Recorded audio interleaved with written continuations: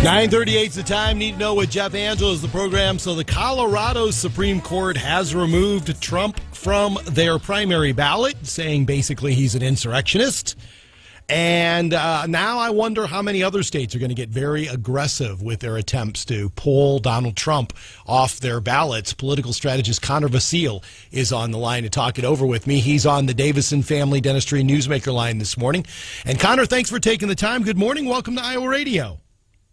Thank you, Jeff, for having me. So, Connor, what are you seeing out there as far as states that are being aggressive in this effort to get Trump off their ballot?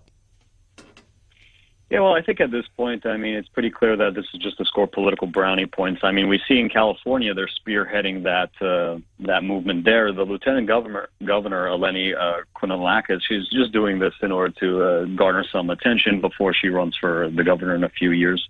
So at this point, obviously it goes without saying, it's unprecedented and completely unconstitutional. They'll try, but hopefully someone will remind them of the law of the land that we have here.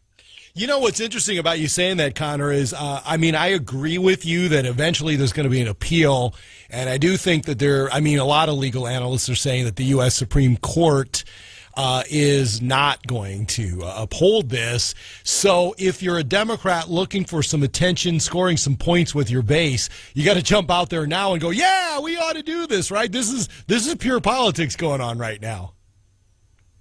Yeah, they want to be the trendsetter, so they have nothing else going for them right now. They're just terrified that the most popular runner for the Republicans is probably going to win in a lot of these key states, so they're trying their hardest just to get him off as quickly as possible.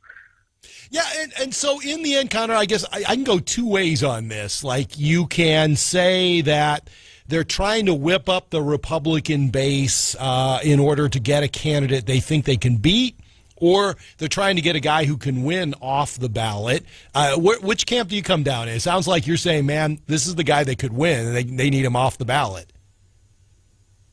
Definitely. This is not only unprecedented, but we see that no matter what they throw at Trump, he just keeps getting more and more popular. Right. I think that's a really good reflection of how society is just sick and tired of the double standard we're having from the political elite. And I guess you could call him the Teflon Don because he just keeps winning, So yeah. At the end of the day, they're just terrified of him, but I don't think this is going to stick. No, and I'm with you, Connor, and one of the things I've been telling my listeners is, I think this is where politics gets to its worst point, where people just say, look, I'm all about beating the other guy regardless of what it takes. And we are really, really misusing the Constitution here, aren't we? Am I right on this, or am I not seeing something here? Well, the Democrats will argue that you're not seeing something. Yeah, exactly.